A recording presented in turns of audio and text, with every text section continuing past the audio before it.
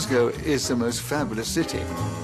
My great Glaswegian friend Jenny Godley says Nicholas Parsons, born in England, but made in Glasgow.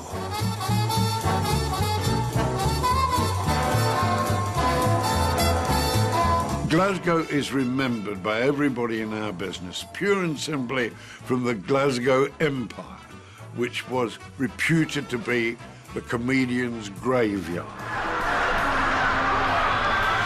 All I can say, and I hope everybody will forgive me, is only my laundryman myself knew how terrified I was. I fainted with fear at Glasgow Empire.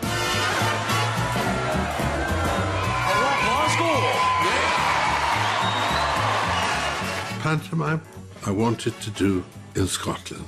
And so anytime I had a chance to go back and do it, it'd be to Glasgow I would go. We felt it was our audience. You know, you felt, yeah, we are Glasgow. In fact, somebody said that to us when we were up there the last time. They said, you two must be Mr. and Mrs. Glasgow now, which is a lovely saying, isn't it? It was magical, absolutely magical. The orchestra would play the overture and you would wait there and then the curtain would rise and there were footlights. So the footlights would welcome you and you could feel the atmosphere of the audience coming towards you. It was wonderful. It's Glasgow!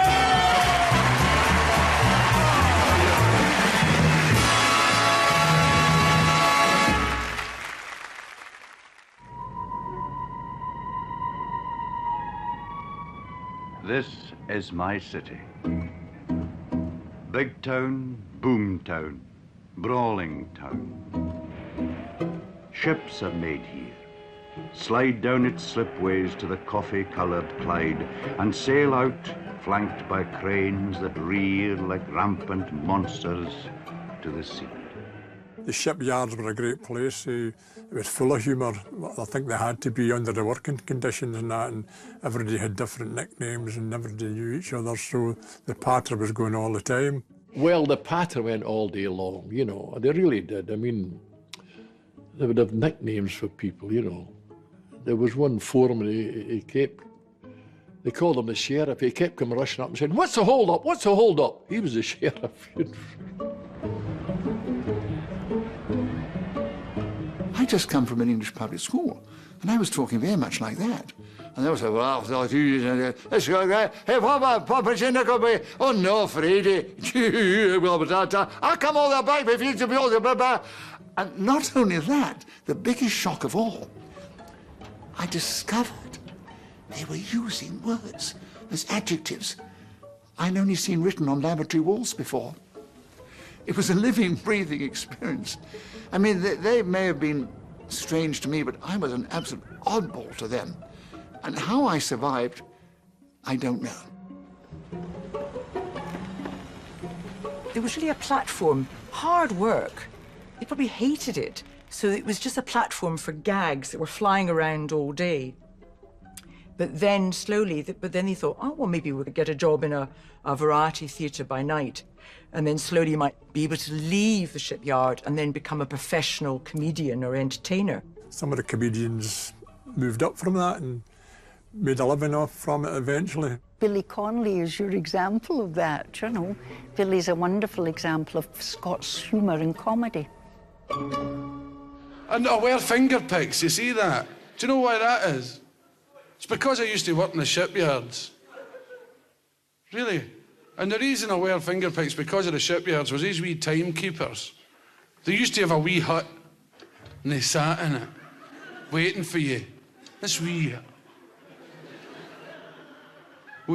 And it had a wee flap on the window, this wee hut. And if you were late, you were allowed 15 minutes. And I used to come clattering along with the sandwiches flying into the air, trying to get in time. Imagine running into a shipyard, you know, trying to get in. My God. And he'd wait till you were at 3 yards feet and go, ah! There's lots of Billy Connollys around. You can walk into any pub and you'll meet a Billy Connolly. Most pubs you go into in Glasgow, there's always a storyteller at the bar and he'll be telling you a story. But mind you, I wasn't always lucky in New York. No fear. I had an operation when I was there. You see, they had to take a piece of bone out of my left leg, which they still have, in a bottle, with a label on it. And the bottle says, the only thing that we ever got out of a Scotchman. Of course, I was unconscious at the time, and they'd never have got it. Every Glaswegian's a comic, really. And I went to a fairly posh school, but all the boys loved speaking gutter Glasgow, to the horror of their parents. And they were all rushed to elocution classes. There was a famous director citizen who used to say, well, Glasgow's got two industries, shipbuilding and elocution. You can go into Glasgow, you can stand at a bus stop and talk to the woman beside you, and you will hear her whole life story before the bus comes. And you will go and sit in a restaurant, and if you sit at somebody's table and they're strangers, again, same story. You will not sit there po-faced as you would in Edinburgh and not talk. Edinburgh and Glasgow, same country, very different cities. In Edinburgh, when a gun goes off, it's 1 o'clock. Edinburgh loves Glasgow humour too. Glasgow humour is the lingua franca of Scottish humour, really. At first I didn't know that until I played Aberdeen and all that. It's Glasgow they want to hear, Glaswegian.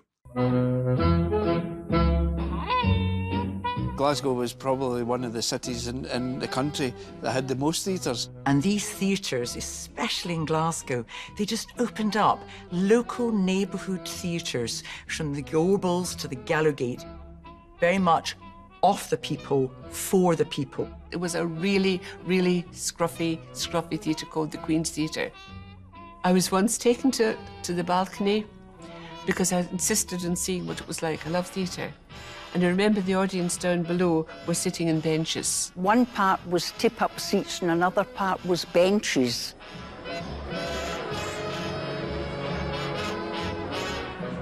And if they didn't like the act, they threw things on stage. And somebody actually did stand at the wings and did pull them off with a long hoop thing. That really did exist. I remember my mother being furious that my father had taken me there. How could you take her there? Glasgow had a very, very distinctive style of variety theatre, which was very much working class. It was always basically the same, but it's why variety was so good, because you got so many different acts. Because you never knew. If you got a programme, you knew it was on, but sometimes it was better without a programme. It was a surprise what was coming on. You wanted to see the support acts. They were part and parcel of your evening. So you'd get your dancers.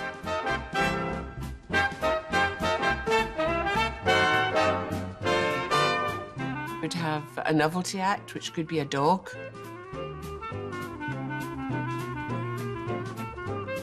Then you'd have perhaps a magician or a juggler. You'd get your soubrette, who would sing songs. They were called soubrettes. They would sometimes put the words of the song down so that you could actually see, and it would be mad songs. An aeroplane, away, way up a kye, that sort of thing. Mad. But the audience loved it and joined in. It was just amazing, amazing, and I'm very glad to have been part of it. The only place that lives still and does variety is the Pavilion.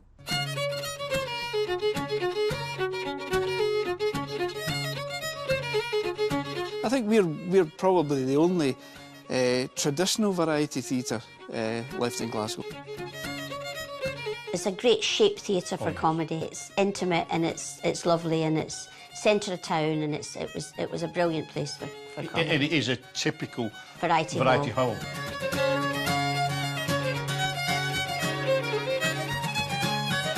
The difference in the Pavilion is that you're very close to them. The balcony comes down and sits in a curve, and you could almost shake hands with someone sitting in their little ashtrays at the side, we call them. You could shake hands with somebody that's so close to you. you speak to the man in the box, and that's where that localised close humour developed from, and that made them feel much warmer.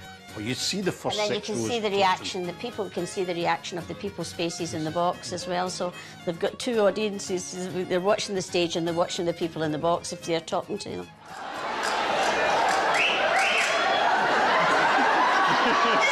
Who are you? I am a Spanish bullfighter. Oh, you're a matador, a toreador. No, I'm a shuttador.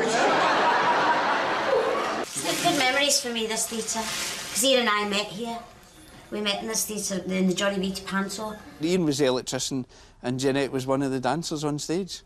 So, and the romance blossomed, I think, and it's still going. And he used to throw me sweets down. That sounds terrible. Mary made caramel. Do you want a sweetie wee girl? I can't see what the tag is. It's too rude. Here, now keep quiet, Sonny. There's a show on. Would you like a crisp? No, he doesn't want a crisp. Just keep quiet. So, as you can gather from my accent, I'm from Scotland. I can't find the wee blue bag.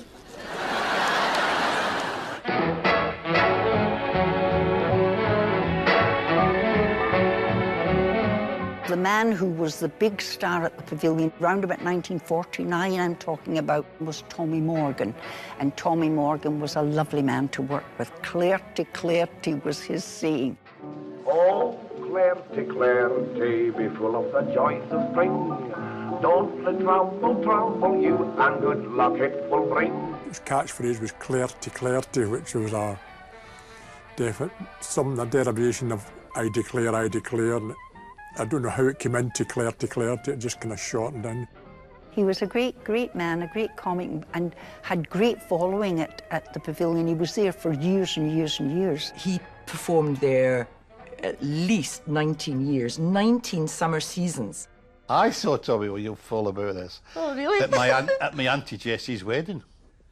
Because in those days, you used to have weddings. You either had the wedding do but sometimes you went to the theatre, and we all went to the theatre, and we were in the box. After the church? After the church. We had fish and chips at the Berkeley, and then we went to the theatre. There'd be about 40 of us, I suppose. Funny wedding, isn't it? Funny, isn't it, what they used to do? And Tommy Morgan was on. Tommy Morgan's ashes were secretly buried in the attic in here, so we just leave him alone and he looks down on us. I think that's the thing. He looks after us. There always seems to be something, a show that comes out the blue for the Pavilion, and not saves us, but keeps us going. I bought him that jacket, the wine jacket. Yeah. I bought him that. And I told him that night, I said, son, you wear that jacket and you will meet the woman of your dreams. Oh. And he ended up with Paul.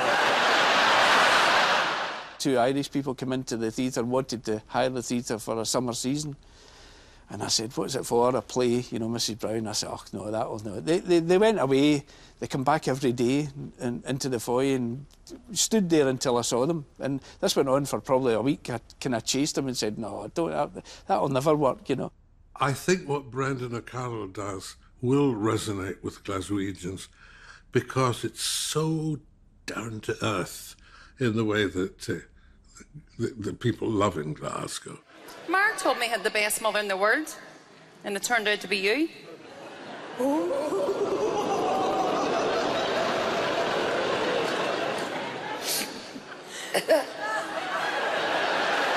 Mrs. Brown, I'm not finished me stare yet. At first I didn't know it was a man at all.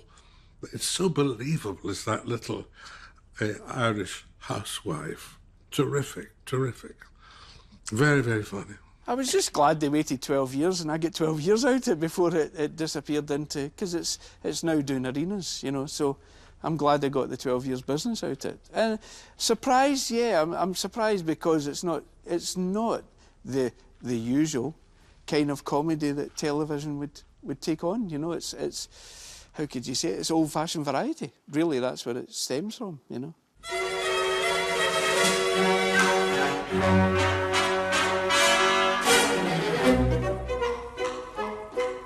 I think we're the only sliding roof in the UK. And it's just, it really used to be the advert, come and see the stars at the Pavilion. They opened the roof at the interval and you looked up and there were the stars. They weren't on the stage, they were up in the sky.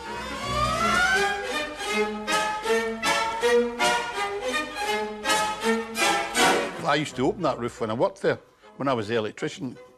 Yeah. You used to clean that big chandelier. There's no chandelier there because it fell down when I was cleaning it. They used to have 2 beautiful big chandeliers, and they were doing a... I was supposed to unwind it, and a huge big thing you had to do. Anyway, I flipped the ratchet up, and it wouldn't go back down, and it just comes smashing down. So, and they were doing a dress rehearsal at the time, and the man who owned the theatre, Mr. Ballantyne, just said to me, "That's dreadful, dear boy. Take the other one down. We can't risk that."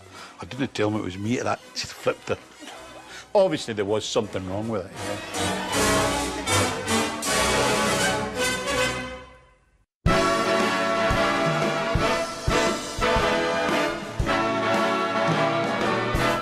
If you're a little bit well off, you know, so you pay your 1 6pence or something, or a shilling to get into the local, then you might, if you have a little bit more money, then go to the Empire on a Saturday night, maybe to see some top-notch entertainer.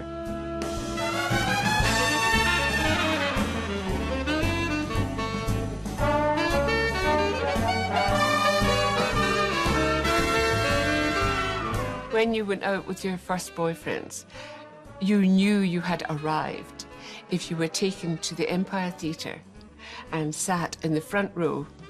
And then you discovered years later that the boyfriends that took you there had sort of regular bookings. It didn't matter who they took on the Saturday night, but you were special. Glasgow Empire opened in 1891, and that's when it started off with the big shows coming over, the big orchestras and that. And then through the years, it slowly built up, and people went to Empire to see the big stars.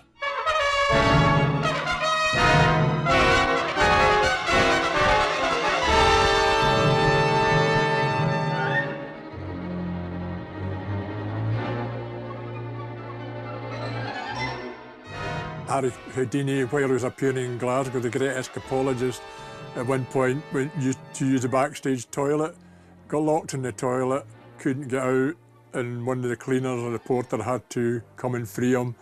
It's a kind of hard one to believe that Harry Houdini would get himself locked in to a toilet. I wouldn't think so, but that's the story.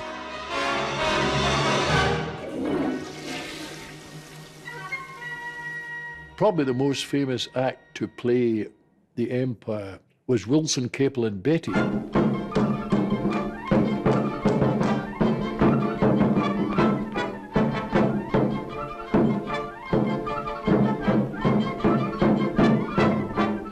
Did a sand dance.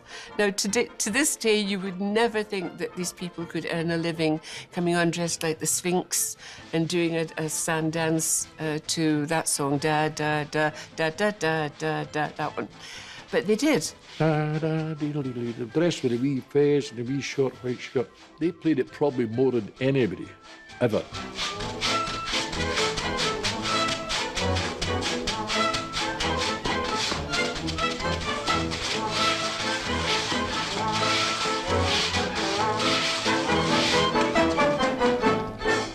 And that particular week, I did Wilson, Capel and Beattie. And we did the same thing. And I wrote a wee thing, "We are the Carlton Coolies, but we're no foolies, not on your life and your life and your life. We've come to sell it." And I did the song. Then we did the wee dance and that. The problem with the audience in the Empire, when they went to the Empire, they wanted to see the star. So the supporting acts got a hard time sometimes. Glasgow is remembered by everybody in our business pure and simply from the Glasgow Empire, which was reputed to be the comedian's graveyard. Comics graveyard. It's where they died. This was the reputation that Glasgow Empire got. That's the one theatre people in our business talk about, the Glasgow Empire. And if you say the Glasgow Empire to older performers, they usually go, oh. They remember it. I remember once going on there and we came off to our own footsteps. Yeah. And the fireman was in the corner and he said to us, "They're getting to like you." He said, "Really?" Yeah, well, they hadn't thrown anything. They hadn't thrown anything, yes. They sat there. And there's a comic, I won't mention his name, but he fainted, Des O'Connor. Yes. I won't mention his name. He actually walked on and went, "Well, ladies and gentlemen," As a kid, I used to see some southern comics die in their backside in Glasgow. Poor Des O'Connor was one of them, God bless him. And there's the famous story of Des O'Connor fainting on stage. Poor Des. I fainted with fear at Glasgow Empire. No one told me that the national sport at that time of Scotland was go to the Empire on a Friday night and wait for the English comic. And I'd been in showbiz about half an hour. 4 weeks, to be exact. And my agent said, well, you know, if you do well up there, there's 35 weeks on that tour, that Moss Empire circuit. And I went up there, and I didn't know what I was going into. And they dragged me from my room, half made up, half hair done, threw me on, and I walked out, and I was about as funny as a road accident you can imagine. And I was telling the jokes back to front. I said to myself, you just told that one. No, you didn't. Yes, you did. Well, I won't know. I didn't get a laugh first time. And actually hearing a silence. You can hear a silence. Listen. When it's that quiet, it gets louder. When there's 3,000 people watching you. So I thought, I don't need this. I'm going to faint. It took a lot of courage now, I realised, on stupidity. And I went down in a heap on the stage, and I remember the musical director's head, he pulled himself up over the footlights. He said, is this in the act, son? Is this in the act? I said, no, get me off, I fainted. And they dragged me off through the curtains, upstairs. Eric Morecambe, for years, he started some of the stuff. He said that I was the only comic selling advertising space on the soles of his shoes. The story there was, he was rushed up to the Royal Infirmary in Glasgow. His manager, I believe, followed him up and says, come on, get back, you're on again, the second half. And he appeared about another 8 times after that in the Glasgow Empire, so it couldn't have been that bad. I think a lot of the comics come on, they look nervous, you know, and that just made them worse. What a hard life they have when they walk out on that stage. And there's all those people looking at them and they think, God, I hope you're going to laugh.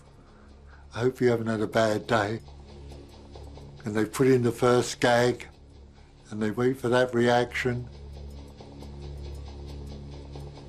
If they didn't get a laugh, they got worse, because comedians, they thrive on input, and if it got quieter and quieter and quieter, you could actually see them cringe, dying to get off. All artists were nervous playing the Empire Glasgow, no doubt about it. They were a tough audience.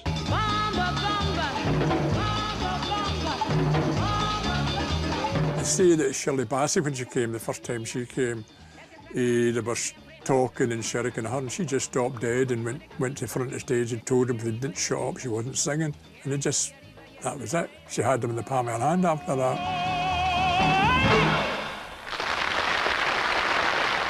They are good audiences because they understand creativity and performance. And if they like you, they're wonderful. But if they don't like you, they let you know. They lose all interest in you whatsoever, and you might as well just leave because you're doing nowhere any good, you or them, so you just get off the stage. The verbal comedians with their southern accent weren't liked by a lot of Scottish audiences because they couldn't understand them. I went on and I started a little preamble, praying, and I'm not a religious man, but praying that I wouldn't be killed. And a bloke in the gods shouted out, "Oh, away hame, you Sassenach! Who are you coming up from London with all your la-di-da?" Well, I was trying to speak English. Somebody like Bruce Forsyth now would be out there, and so if somebody shy-iked him from the audience, bang, you put in a line in and cut it. Good evening. How are you? All right? All right. We wondered where you were. That's it. Got the sandwiches? Bob Monkhouse would be the same. If his only problem was, he used to say that if he did get a shy-ike from the audience, he had to let it go past because he couldn't always understand the diction. Get off, you big jazzy. Get him out of station. But no, there is a swathe of Scots who are sort of anti-English. And the lower down you go in the class is an awful thing to say, the more you get of that, and the more kind of sentimental they are about Scotland in a quite ridiculous way. I'm only a common old working lad, as anyone can see. But when I get a couple of drinks on a Saturday, Glasgow belongs to me. All the trouble, really, and all this heckling thing you hear about them, it would be on a Friday night later. The licensing laws in those days were extremely strict. No drink whatsoever after 9:30. So they'd sunk a few, and if the bar was still open in the theatre, it was at the interval, it was the last chance they had to get a drink before it. So when they came back, they had quite a few. Then they'd go to the theatre. It was a let's party time, you know.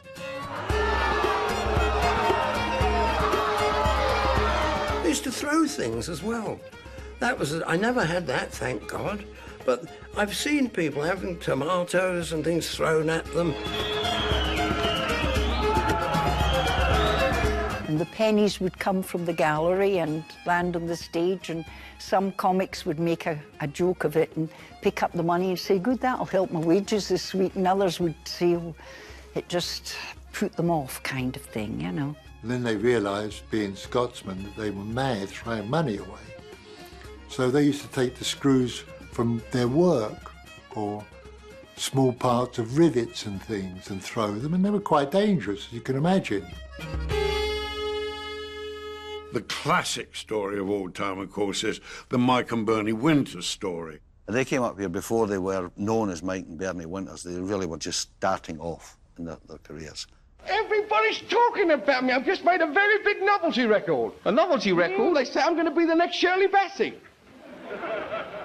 Shirley Bassey is a girl. I told you it was a novelty record. Mike was the straight man who went on first. And he'd come on and play the clarinet, right?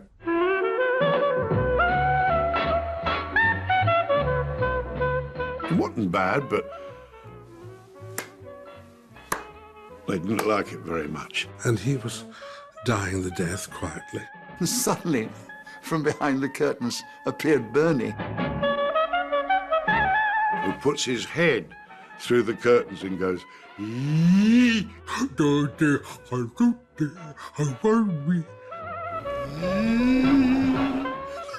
and the voice from McKellar said, Christ, there's two of them. And every time you died? Well, it was getting pretty regular, yes. Why did you ever think of giving it up? Well, I couldn't. It was my living, wasn't it?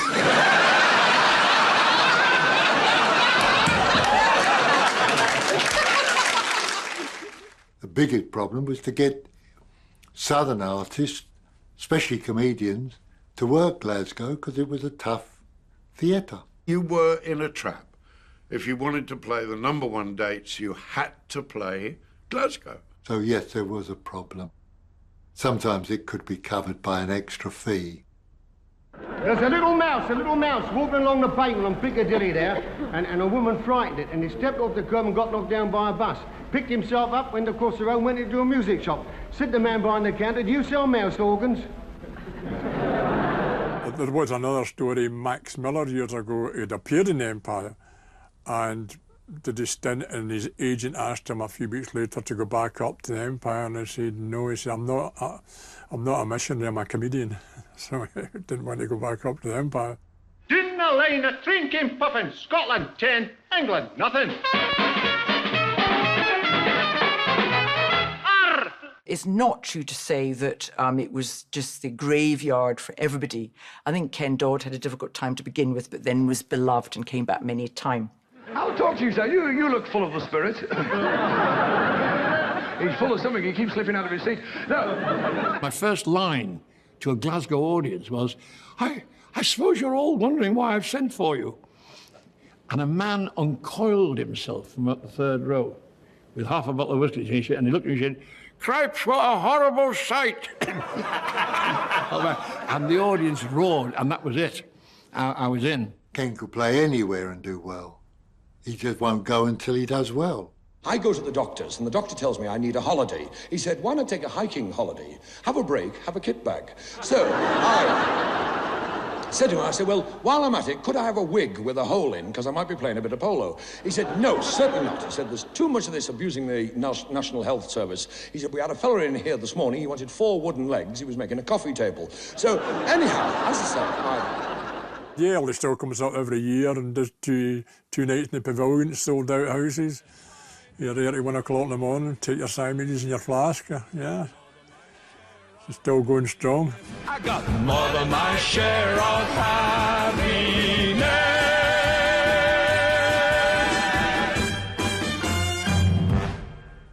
In the 1950s, of course, a lot of the big American acts came over.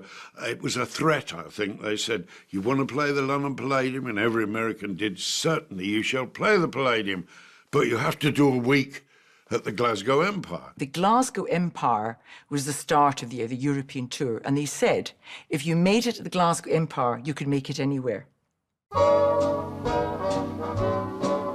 A lot of the American stars were very popular up there. Bob Hope was, but he had to admit, his line was, he said, if they like you, they let you live. He said. Now, we don't have titles in America. We have 2 classes, the people and the Kennedys.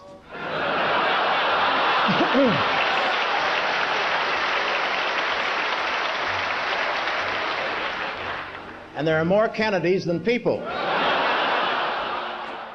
Jack Benny, and you couldn't get more American, and Bob Hope the same, but Benny more. I think they liked the thing that he portrayed as I've been so mean. The Scots, I'm sorry, Scotland, they liked that. Of course, I know what you're laughing at. You know, you believe all that stuff about my being stingy, and you call it mean over here, I believe, because... But believe me, ladies and gentlemen, that is a character that I assume on the television just for your entertainment, because I'm not stingy or anything. I throw my money away, you know. Not far, but I... I was doing one of those seasons at the Alhambra when Arthur Kitt was playing the Empire. And my wife went to see it. I'm just an old-fashioned girl with an old-fashioned mind. Not sophisticated, I'm the sweet and simple kind. I want an old-fashioned house with an old-fashioned fence and an old-fashioned millionaire. But anyway, I got the news from my wife that she had died. She kind of fluffed a couple of lines and was pretty mortified. How mortified my wife discovered when the agent who had come up from London to support Arthur grabbed my wife and said, she's very temperamental. Come backstage, I'm going to need all the help I can get. So my wife went backstage, but unfortunately, the manager of the theatre had invited 2 Kelvin-side ladies round. We rather like to meet Arthur Kitt. Oh, well, come backstage and I'll introduce you. So those hapless ladies not being in the business and not realising how vulnerable artists are after they've given a performance, especially ones in which you've just bucketed something up, sailed into the dressing room and said, hello, we enjoyed your performance very much. Did you forget your lines at one point? Well, of course, Arthur was curled up like a cat, glaring at them. And my wife rushed in and said, no, Miss Kitt, it was wonderful. I saw a matinee with Dean Martin and Jerry Lewis, and Jerry Lewis was walking up and down the corridor. And I never realised he was so handsome. And the stage doorkeeper said to me, Jerry Lewis is very upset. Dean Martin's not here yet, and this was for a matinee. And I said, oh. He said, yes, they think he's been out on the booze. Pour it as quickly as you can. Hey, brothers, pour the wine. Jerry Lewis was getting distraught because the show was due to go up very shortly. And I was standing at the stage door, and all of a sudden this car drew up, and out came Dean Martin. Pour the wine, pour the wine, pour the wine.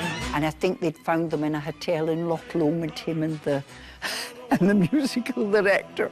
So they were getting about Scotland while they were there. But Jerry Lewis wasn't at all pleased. Hey, brothers, pour the wine, pour the wine. Thank you very much. You're very kind. Keynote.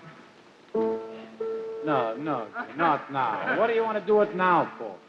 Do you know what's next on the agenda? No, but I'm all set up and ready. I don't care if you're set up and ready. You can't do it now. You couldn't stop me when I was just standing?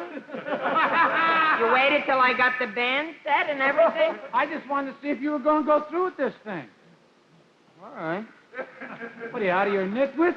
All right. Heavens to best. Do you know what comes now? No. Well, you better, because I don't. But another wonderful story is Liberace.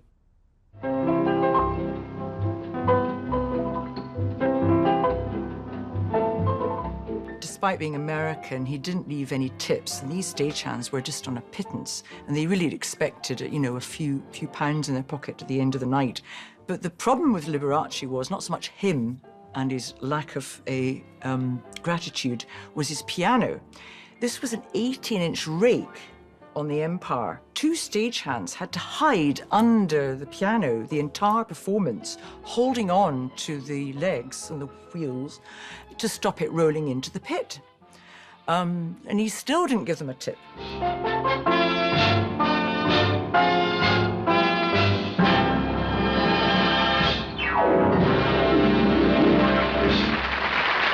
People like Laurel and Hardy, great international stars, the only reason they got away, because they knew them from the films, and they would suddenly start, very sensibly, they'd start singing, to West Virginia. In the Blue Ridge Mountains of Virginia, on the trail of the lonesome pine. Well, they liked that. And they'd see them do it on the screen, you see. So they got away with it. And they did the usual mucking about. They liked that. Like the mountains, I'm blue, like the pine. I am lonesome for you.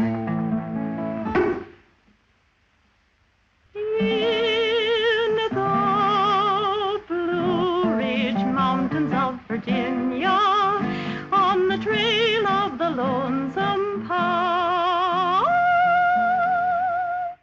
Can you imagine how exciting that was? You know, you'd seen the movies perhaps as a kid, and then Laurel and Hardy, after the silent movie era, they went touring.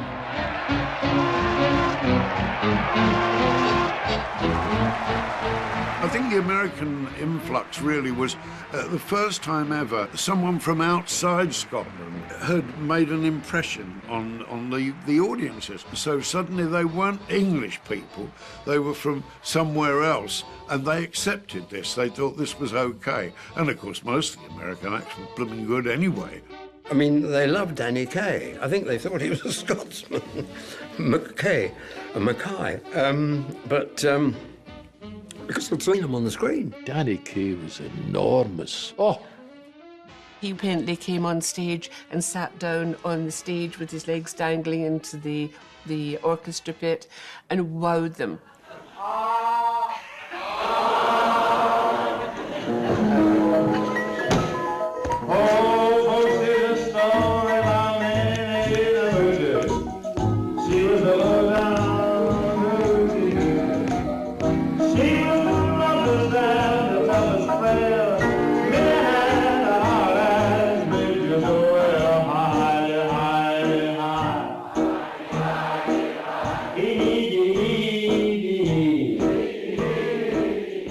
I was at the Pavilion appearing in the show when Danny Kaye came to the Empire, and I couldn't see him. But I came out the theatre after the show this night, and I'm walking down the road, and I saw this car pass, and there was hundreds of people following it. The audience obviously had come out the Empire, saw the car, knew that Danny Kaye was in it, and ran behind the car all the way down to the Central Hotel.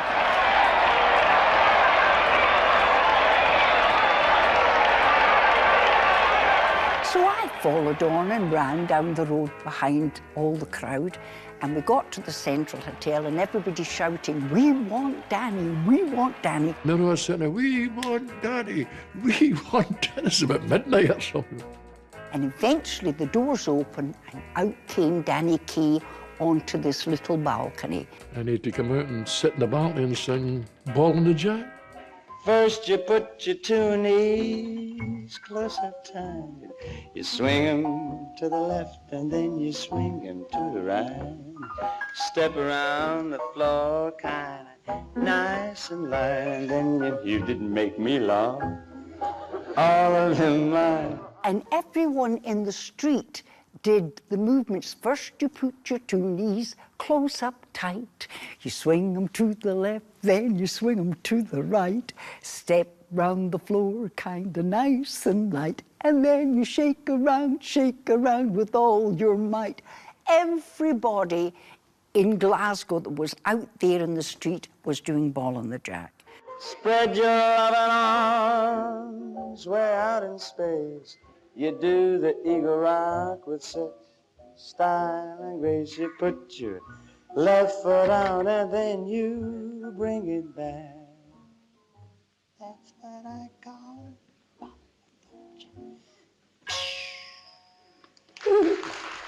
And I'll never forget it. It's one of the things I'll always remember. And I thought, can you imagine this huge star, and he was a big, big film star, out in the middle of Glasgow singing Ball on the Jack. First you put your two knees, hey, all together now. Could only happen in Glasgow. But when I get a couple of drinks on a Saturday, Glasgow belongs to me. Oh, Glasgow belongs to me. Oh, yeah, Glasgow belongs to me.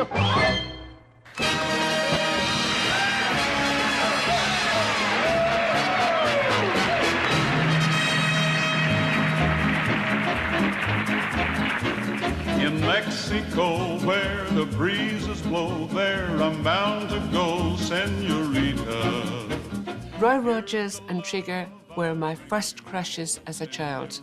I equally was in love with the horse as much as I was in love with him. I know he came to the Empire with his horse, Trigger. We saw the horse box draw up and Trigger come out, but I was never lucky enough to get close to him to see him. Oh, give me land, lots of land under starry skies above. Don't fence me in. He was called the Singing Cowboy because he used to do a lot of songs. And Trigger used to dance with him. He used to pick things up off the stage. He would count, you know, what's 2 and 2, and he'd pull on the stage 4 times and things like this. You please, don't fence me in, just turn me loose. Story was at the time they were staying in the Central Hotel. They brought Trigger along to the Central and they took him into Central and up the staircase. And I think there was a wee balcony at the time and they came out in the balcony and everybody, all the people were standing outside. Oh, Trigger's staying there as well. A four-legged friend, he'll never let you down. One of the stories I heard, I met a guy that worked in the Empire at the time, and I believe he said Trigger wasn't a very nice horse, because as they passed, they always tried to have a bite at them. So being stagehands, and Glasgow stagehands in particular, they used to give it a kick when they were passing just to annoy it, so. How old was Trigger when he died? Trigger was 33. And in comparison to man's age, that makes him about 115. But boy, he was a great horse. He was iron. And he carried me through 188 pictures. And if there's a heaven for horses, that's where Trigger is. That wonderful 1, 2, 3, four-legged friend. Whoa, Trigger. The 50s did very well.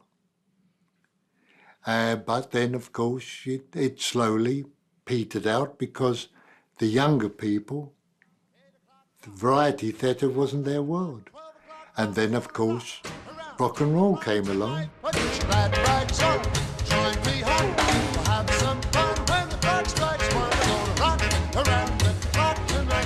It was a hybrid. The variety shows were a hybrid. They were old-fashioned turns and new wave turns. It couldn't make up its mind.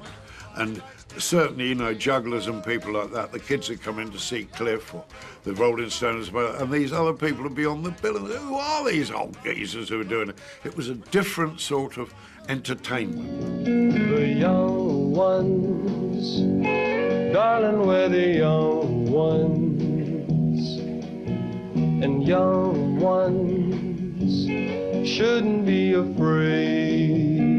I saw Cliff Richard, and all the girls were at the stage door and scratching a car they thought was his, and it turned out not to be his car. And it was all, I love you, Cliff, scratched in the car.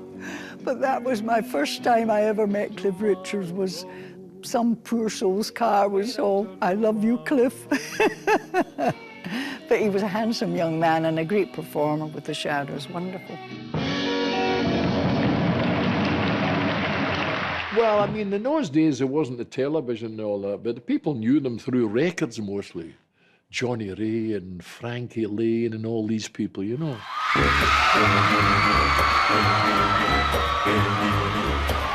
was a night, what a night it was, it really was such a night.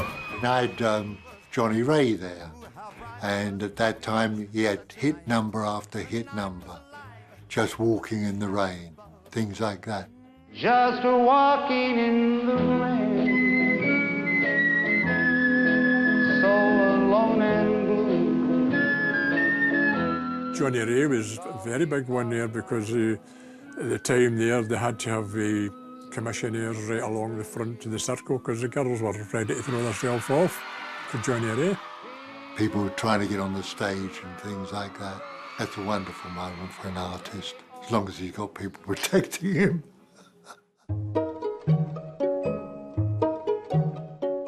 They'd been saying it was the end of variety since about 1789, you know, they'd been saying, but it's always survived. Sadly, when television came along, that was really the final nail in the coffin, because you could sit at home there, you know, beer was cheaper than it was going to the pub, sit at home, having a think, you could see the people, hear them, almost free. That's what did variety. Television was coming in. Now, for a while, that helped to support the places like Empire where the big stars went, because people would then go to see who had seen television, go and see them in the Empire live. But as time went on, people stopped going. They could just watch them on the television, and it just slowly declined and declined. Television, we've a lot to be thankful for, but it's killed a lot of acts. Because once they were seen in television, who was going to pay to go and see them on stage? And also the city of Glasgow got rid of a lot of the housing within the city centre. So all the tenement buildings, right round the pavilion here was tenement buildings with people staying in it. So I think that disappeared as well. So people moved out of the city. They didn't come back into the city for a night's entertainment, you know. It's a tremendous upheaval. Still, the plan's going ahead pretty fast. And as the families move out, the old buildings come crashing down. The minute they pushed them out to those housing estates, that's when it started to go down, I think, because you couldn't get out. Before they started redeveloping Glasgow, people stayed within walking distance of the theatres or a short tram car or bus ride. But when they moved them all out to places like Drumchapel, Castlemilk, Pollock, it was a long bus ride in. There was no buses after 8 o'clock at night, and then they wondered why they got riots out there. Nothing for them to do. Well, I know that the Empire closed in 1963. And I co-produced the last night in the Glasgow Empire. And I walked in backstage and they're painting it all. And I knocked at the lad and the guy looked, "Oh, Johnny, what are you doing?" I said, "What are you doing?" He says, "We're painting all backstage here." I said, "But they're pulling the place down 10 days from now." He says, "I know that." He said, "But it's the Red Army Ensemble for the last week. And they just want the place nice for them." They did a wonderful show. You know, the Russians, the soldiers. They painted the whole place 10-2.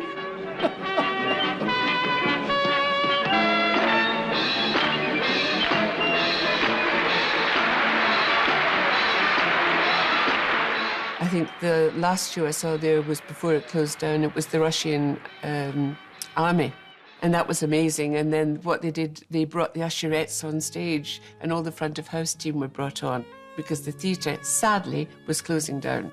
And you'll never guess who was one of the people in it. Albert Finney. Albert Finney was in it, and Duncan McRae, and at the very end they both came out with pickaxes and they struck the first blows into the stage in the demolition of the Empire. And that was the last thing of the Empire. But a guy emailed me at one point regarding that he was one of the demolition team. He says, well, I'm actually the last guy to sing in the Empire. He says, before we demolished the stage, he said, I went up and sung Champion the Wonder Horse.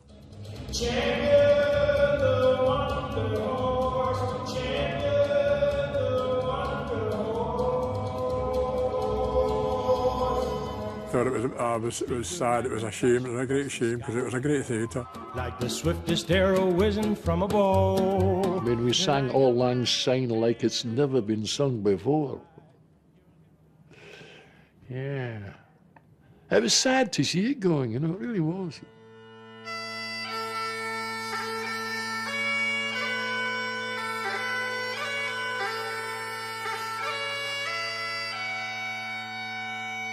Well, it was a death of a theatre. You don't want to see a theatre dying.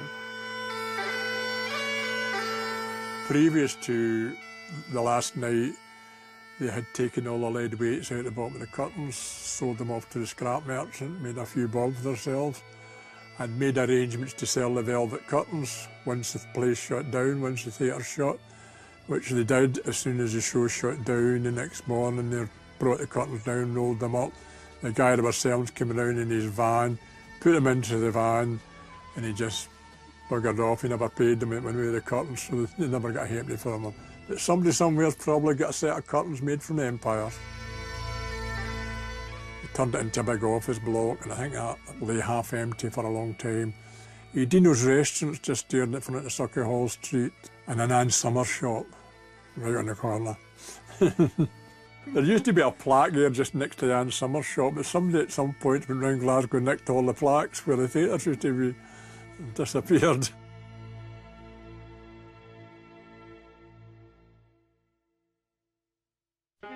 The Alhambra Theatre. Until not so very long ago, the showplace of show business north of the border.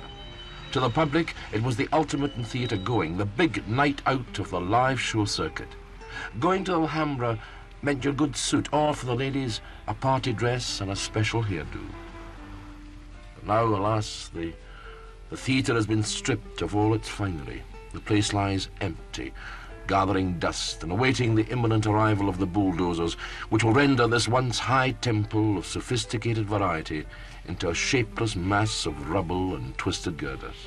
Before anybody had any chance to do something about stopping them, they actually moved in the day after they'd said they were thinking about stopping it and demolished one of the walls. They don't do that now. I think they've got to get permission to knock things down now, haven't they? Not just a few, Bob, get it now.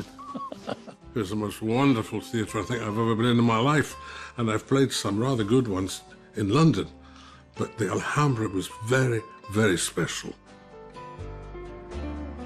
This is all that remains of the Alhambra Theatre, at one time the biggest, the newest and the best equipped theatre in Scotland. It was very sad. It was like, I remember an old actor saying to me, this is the death of the dinosaurs, he said.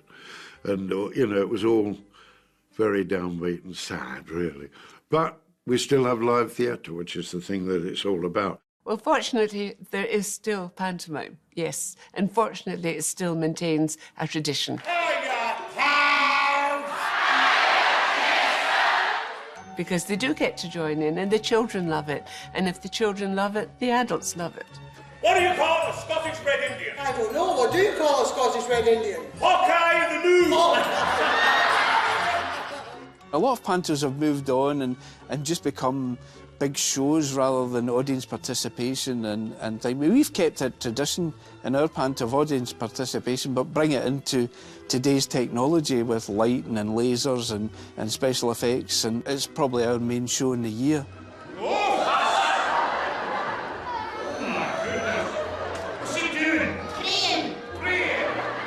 If we do a good panto and we get good money for panto, that keeps us going. We don't need to be bothered running up and down the country doing other things.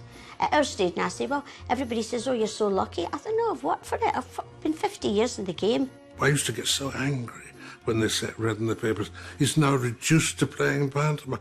I thought, reduced to playing pantomime? My pantomimes were as glamorous as the television show.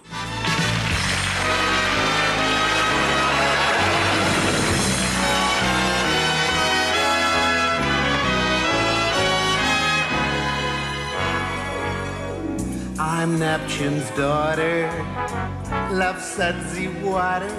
Come and plunge your sponge into my beautiful foam. This is a creation which must be as good as the televisions, and therefore I want, if I'm doing Dame, I want the Dame things to look wonderful. And I was a complete chandelier in one, and then pressed a button and it all lit up, you know, that kind of thing. I think my costumes probably cost more than any other costumes that anybody has had, but I could be wrong about that. But I also loved doing those pantomimes because you could tell the whole story, but then keep putting in dialect words. I remember when I was playing An Ugly Sister, Cinderella left the invitation to the ball on a mantelpiece, and I had a long gloves to the elbow. And when you did that, it could look like a strange snake, you know. And when the ugly sister spotted this ball ticket, which she shouldn't have on her mind, this snake-like thing went out.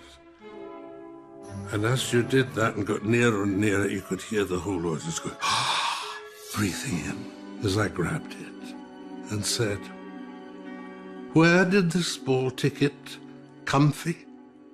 Now, the comfy, of course, was a huge laugh, because that's how they say come from.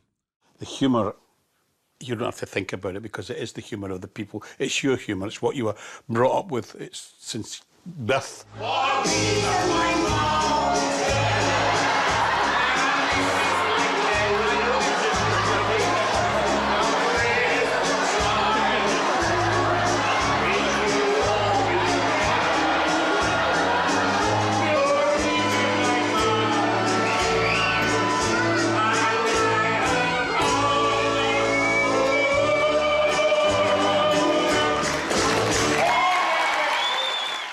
When I played South of the Border, pantomime South of the Border, I didn't enjoy it nearly so much because you had to cut out all those dialect words. And all those dialect words is why I used to go back and do it. Note carefully the key word Helza. This we are apt to use at social functions, thus. When the hell's a party starting? Or why the hell's a birds no here? And most frequently we say, where the hell's a booze? I appeared with him in the Theatre Royal in Glasgow, my first pantomime, and that was Cinderella. And Stanley Baxter was Buttons. And he was the best Buttons I have ever seen. I used to stand in the wings every night and cry. The minute he proposed to Cinderella, it used to break my heart because she turned him down, obviously. But he did it so beautifully that the tears would be streaming down your number 5, 9 and 3 grease paint makeup that you wore. Somebody said once, I think it might have been Sybil Thorndike, that the National Theatre in Scotland is pantomime. There's some truth in it. We take it much more seriously. Pantomime is like group therapy. I mean, you're sitting in your dressing room half an hour before the curtain, the tanner's on and they're all coming in and the noise and the pat, and they're talking to their kids, oh, you've never seen a wait till you see this, oh, blah, blah, blah, blah. And it's crackling off the wall, the tannoy.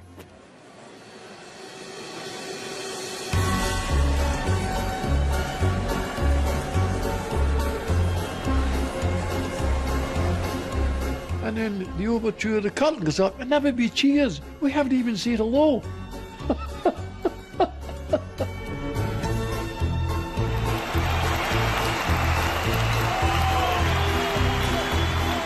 3,000 people cheer. It's like a drug. As I say, I would prescribe it in National Health. Never mind the pills, get them tickets for the pantomime. Oops.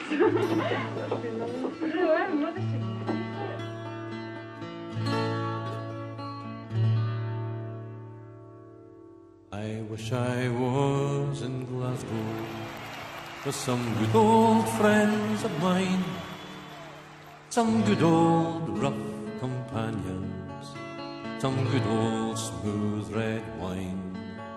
We would talk about the old days and the old town sad decline, and drink with the boys on the road. Glasgow gave me more than it ever took away, and prepared me for life on the road.